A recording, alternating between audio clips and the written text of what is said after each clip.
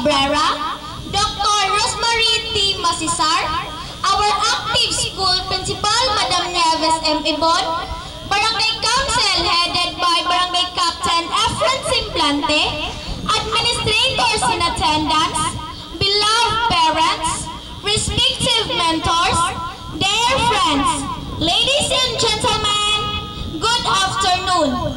Today, we celebrate the momentous occasion as a graduating class. This day marks another milestone in our lives. Today, the world will recognize our achievements which has been earned through hard work, perseverance, and sacrifice.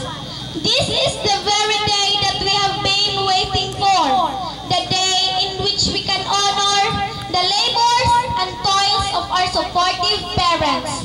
I have the honor and pleasure to welcome our dear parents, our relatives, our visitors who have left their homes to join us in the celebration of our success.